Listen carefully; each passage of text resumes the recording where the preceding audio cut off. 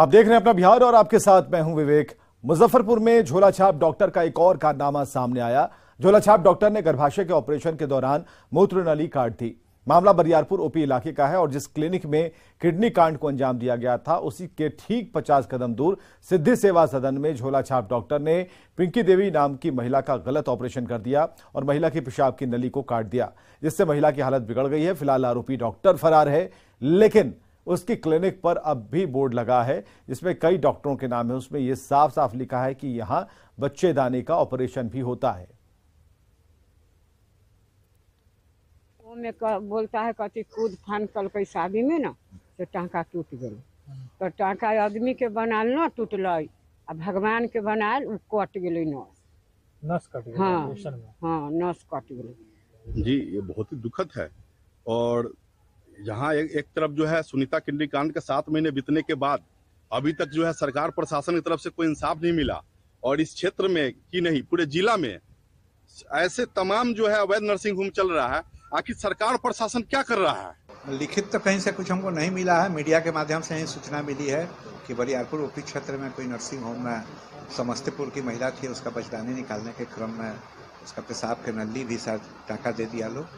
तो इसी क्रम में हम वहाँ के प्रभारी, सकरा के प्रभारी और वहाँ के हेल्थ मैनेजर को टेलीफोन करके सूचना दी है कि जल्द से जल्द इसको जांच करके बताने। इस वक्त हम मुजफ्फरपुर के बरियारपुर में है। यही वो बरियारपुर है, इसके ठीक 50 कदम की दूरी पर वह शुभकांत क्लिनिक है जहां पर सुनीता का किडनी निकाल लिया गया था यूट्रस ऑपरेशन के दौरान। लेकिन इस घटना के 6 महीने के बाद एक बार फिर से इसी तरह की घटना को अंजाम दिया गया है एक और झोलाछाप डॉक्टर के द्वारा।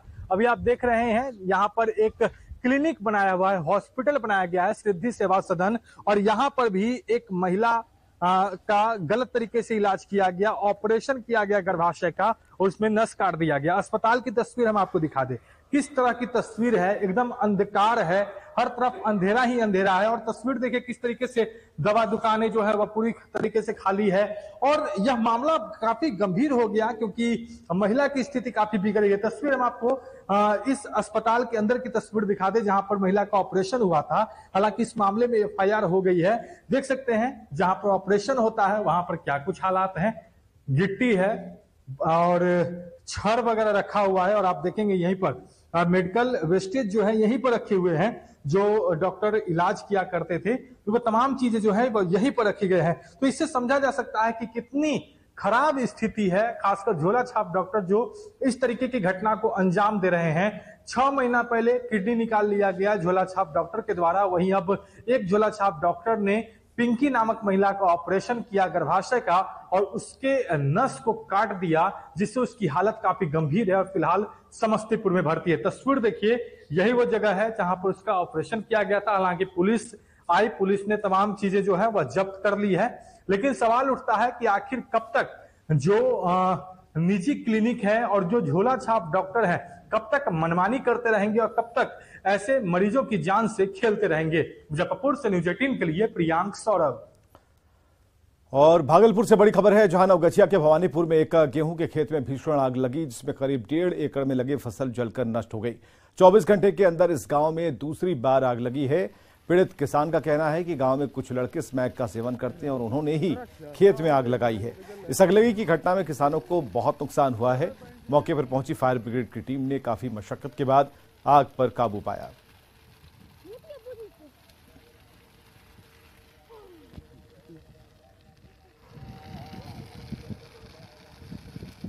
तो आग पर काबू पा लिया गया है। हालांकि बड़ा नुकसान हुआ उन किसानों का जिन्होंने काफी मेहनत से अपनी फसल को उगाया था, और ऐसे में उनका शक उन लड़कों की तरफ जाता है जो स्मैक का सेवन करते हैं, और ऐसे में उनके द्वारा स्मैक के सेवन के दौरान ही इस आग को लगा दिया गया।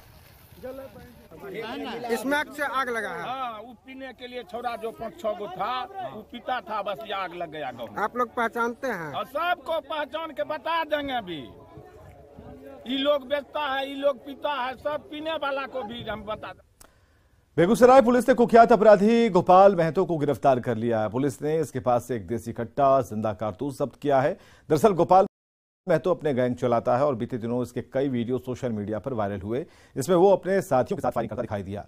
इसके गैंग में 40 से 50 लोग हैं। पुलिस को इसके खिलाफ जमीन पर कब्जा करने और हथियार तस्करी करने की कई शिकायतें मिली। गोपाल महतो सोशल मीडिया के जरिए लोगों को धमकी भी देता था। उसकी गिरफ्तारी से बेगूसराय पुलिस ने राहत की सांस ली है।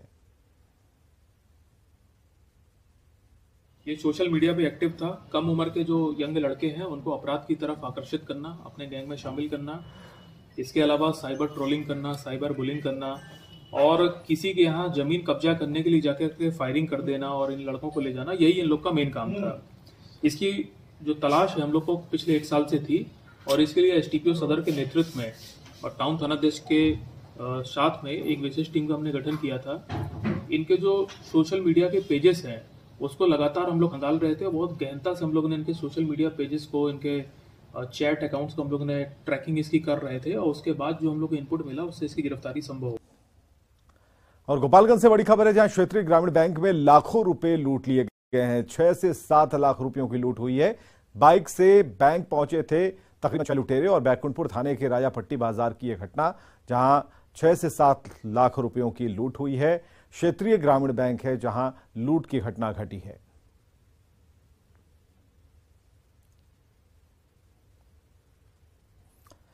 फर्जी वीडियो मामले में यूट्यूबर मनीष कश्यप से अब तमिलनाडु में पूछताछ होगी।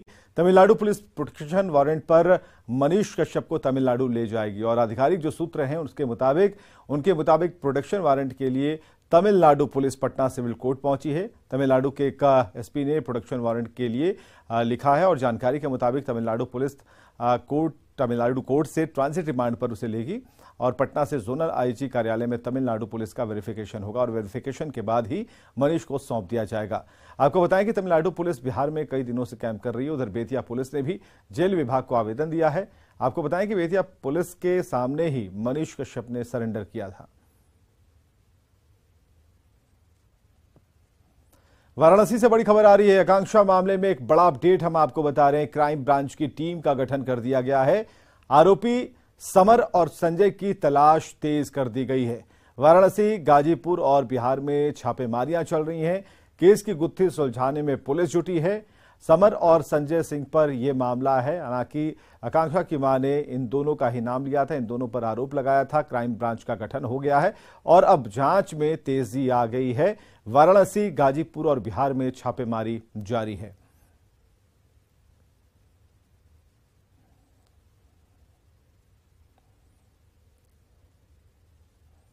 समस्तीपुर से बड़ी खबर, जहां एएनएम नर्सिंग स्कूल की छात्रा का घर के अंदर पंखे से झूलता शव मिला। इसके बाद पूरे इलाके में सनसनी मच गई। मामला कर्पूरी ग्राम थाना क्षेत्र के सिंघिया खुर्द गांव का है।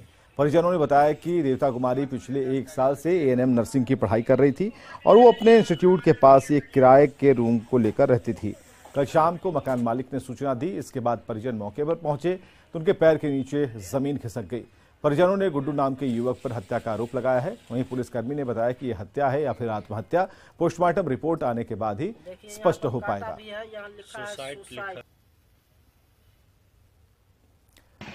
बड़ी खबर है खगड़िया से, जहां प्रेमिका को एसिड पिलाने का मामला सामने आया। मामला परबत्ता थाना इलाके का है। बताया जा रहा है कि एक प्रेमिका अपने प्रेमी के घर निकाह के लिए बोलने गई तो प्रेमी के घर वालों ने उसे एसिड पिला दिया। एसिड पिलाने के बाद प्रेमिका चिल्लाने लगी। इसके बाद उसे इलाज के लिए अस्पताल में भर्ती कराया गया है। मामला सामने आने के बाद परबत्ता थाने की पुलिस ने केस दर्ज कर मामले की जांच शुरू कर दी है।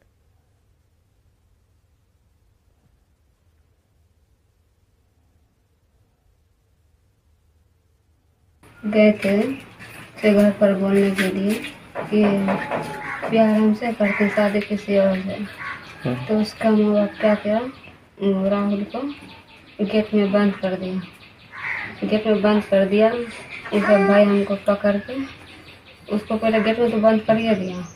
वो ऐसे खाया, उसका अम्मी अब्बू सब पकड़ के हमें गिरा दिया सब। अच्छा, जब तो लड़का के गया पूछने के लिए, क्या तुम कुछ वादा किया हमसे, अन्य भाव किसी और के। सब लड़का था घरे में, बस लड़का को केवाली बंद कर दिया ऐसे, और वो लड़की जितना परिवार है ना उसको पटक के एसिड पिला दिया। मोहम्मद आजाद के लिखित आवेदन पर 6 व्यक्तियों के विरुद्ध नामजद FIR 116/23 22 तारीख को दर्ज किया गया है। उसमें आजाद के द्वारा आरोप लगाया गया है कि इनकी पुत्री का प्रेम प्रसंग पड़ोसी लड़के से चल रहा था और वो निकाह करने को नहीं तैयार हुआ और जबरदस्ती उसके पूरे परिवार के लोगों के द्वारा उसे एसिड पिला।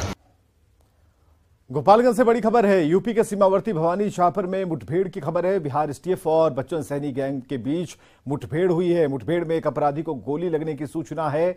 सिवान का अपराधी ज्ञानदेव पुरी की हत्या का आरोपी है बच्चन सहनी।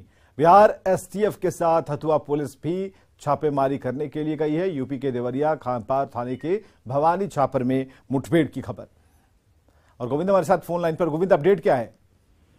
देखिए, ये पूरी मुठभेड़ की घटना जो है यूपी के देवरिया जिले के खामपार थाने के भवानी छपर गांव की है, जहां पर पुलिस और एसटीएफ को सूचना मिली थी कि यूपी और बिहार के टॉप मोस्ट जो अपराधी है लाल बच्चन सहनी, ये अपने घर के पास अपने गुर्गों के साथ मौजूद है। इसके बाद से बिहार एसटीएफ और हथुआ थाने के पुलिस वहां छापेमारी करने पहुंची।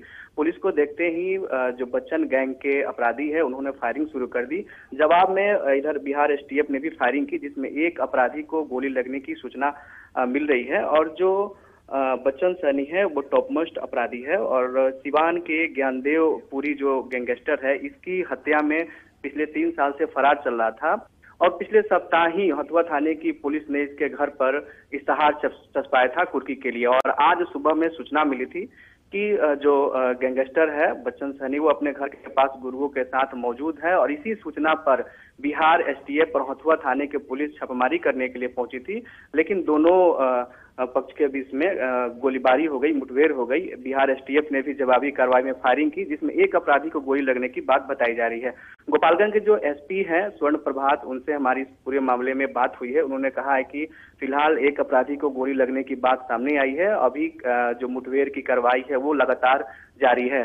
पुलिस इस पूरे मामले में कुछ घंटे बाद प्रेस रिलीज भी जारी करेगी, उसके बाद कुछ आगे स्पष्ट हो पाएगा। बहुत बहुत शुक्रिया गोविंद तमाम जानकारियों के लिए। और पटना से बड़ी खबर, जहां गंगा नदी में 2 युवक डूब गए हैं। नहाने के दौरान डूबने की घटना हुई है। एक युवक का शव बरामद कर लिया गया है, हालांकि दूसरे युवक की हालत गंभीर बताई जा रही है।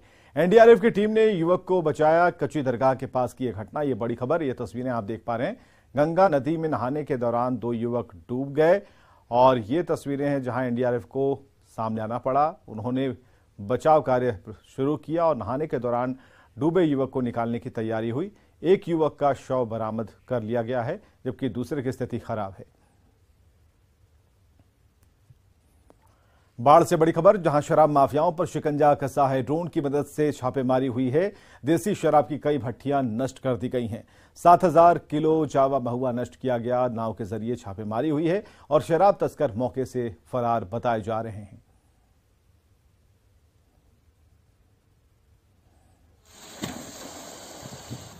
ठीक है। छपरा से अगली खबर, जहां मांझी विधायक कोर्ट में पेश हुए हैं। हत्या के मामले में उनकी पेशी हुई है कोर्ट में। एमपी एमएलए कोर्ट में उनकी पेशी हुई और विधायक को कोर्ट ने बरी कर दिया है। विधायक सत्येंद्र यादव कोर्ट से बरी कर दिए गए हैं। 2007 में जेडीयू नेता का शव मिला था और ये जो मामला है, ये जो केस है, 15 साल 9 महीने चला।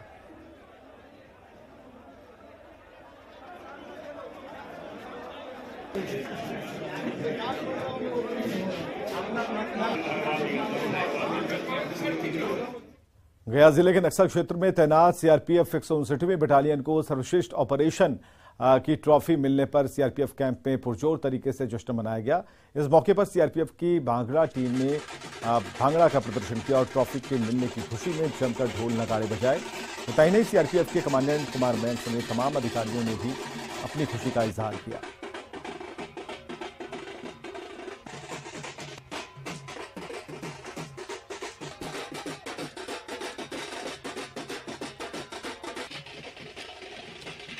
परिचालनी क्षेत्र में ऑपरेशनल फील्ड में ये बटालियन सबसे अच्छा काम करती है। उसके लिए स्थापना दिवस के अवसर पर पुरस्कृत किया जाता है, जिसमें इस वर्ष 2022 में हमारी बटालियन 159 बटालियन के द्वारा बहुत ही अच्छा कार्य किया गया, जिसको हमारे डायरेक्टरेट लेवल के द्वारा भी सराहा गया। टीम की गठित की गई थी और उन्होंने हमारी बटालियन को सर्वश्रेष्ठ बटालियन चुना माननीय गृह मंत्री के द्वारा। 30 मार्च को रामनवमी है और पटना के महावीर मंदिर में इस मौके पर सबसे ज्यादा भीड़ उमड़ती है और ऐसे में महावीर मंदिर प्रबंधन और पुलिस प्रशासन की ओर से विशेष व्यवस्था की गई है ताकि यात्रियों को दर्शन में कोई असुविधा न हो। मंदिर में श्रद्धालुओं की सुविधा के साथ ही रामनवमी को लेकर भव्य तैयारियां की गई हैं। 3 ड्रोन की मदद से 4 घंटे तक महावीर मंदिर पर फूलों की बारिश की जाएगी और साथ ही रामनवमी को लेकर 20,000 किलो विशेष नैवेद्यम यानी कि लड्डू प्रसाद तैयार किया जा रहा है। मध्य रात्रि 2:15 बजे से ही दर्शन शुरू हो जाएंगे। 2 बजे तक जब भगवान का जन्म मध्याह्न में 12 बजे होता है, नहीं दिन में मध्याह्न में 12 बजे जन्म होता है। 10 बजे से पूजा प्रारंभ होती है, 2 बजे तक प्रसाद वितरण होता है। तो 10 से 2 बजे तक 3 ड्रोनों के माध्यम से यहाँ पुष्प की बारिश होगी, फूल बरसाए जाएंगे भगवान पर, मंदिर के शिखरों पर, मंदिर के जो ध्वज हैं उन पर, और बाकी 2 बजे भोर में प्रातःकालीन आरती होगी। 2:15 बजे मंदिर में दर्शन प्रारंभ होगा। उसके बाद 8 बजे तक केवल जिनके हाथ में प्रसाद है, जो पंक्तिबद्ध आएंगे, उनका दर्शन होगा। 8 से 10 तक जिनके हाथ में प्रसाद नहीं रहता है, उनका दर्शन होगा। ये अयोध्या से 12 पुजारी आए हैं ताकि जितनी तेजी से हो सके प्रसाद चढ़ सके। पटना में इस साल की रामनवमी कुछ खास होगी। दरअसल महावीर मंदिर में हर साल लाखों की संख्या में श्रद्धालु पहुंचते हैं और इस बार रामनवमी के मौके पर पूरे पटना में लगभग 1 लाख झंडे लगाए जा रहे हैं। डाकबंगला चौराहे पर विशेष पंडाल बनाया जा रहा है जहां कई शोभा यात्राएं निकाली जाएंगी। विधायक नितिन नवीन ने कहा कि इस बार की रामनवमी याद रहेगी। रामनवमी के दिन मुख्य कार्यक्रम में राज्यपाल, मुख्यमंत्री और कई केंद्रीय मंत्री शामिल होंगे।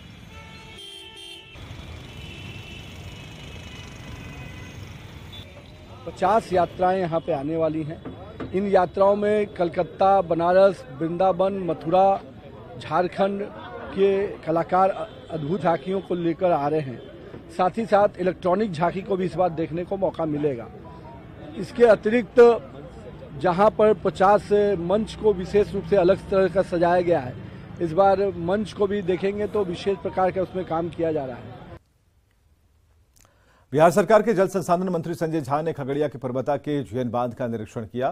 संजय झा यहां हेलीकॉप्टर से पहुंचे जहां उनका स्वागत हुआ। जल संसाधन मंत्री संजय झा ने बाढ़ नियंत्रण विभाग के अधिकारी के साथ निरीक्षण किया है। गोगरी और परबता प्रखंड के कई गांवों को बाढ़ से सुरक्षित करने के लिए 14 किलोमीटर में नया रिंग बांध बनाने को लेकर अधिकारियों को निर्देश दिया। बताया जा रहा है कि परबता विधायक डॉक्टर संजीव कुमार ने मुख्यमंत्री नीतीश कुमार से मिलकर परबता में नए बांध निर्माण की मांग की थी। अभी हम लोग जाकर के इंस्पेक्शन किए हैं, एक तो जीएन बांध को मजबूत करना और दूसरा जो एक रिंग बांध बनाने की बात है 14 किलोमीटर, उसको भी हम लोगों ने देखा है। तो हमारा जो इससे रिलेटेड जो टीम है इमीडिएटली आ जाएगा और फिर वो लोग क्या प्रपोज करते हैं तो इस पर हम लोग काम करेंगे। और आइए देखते हैं इस वक्त की हेडलाइंस।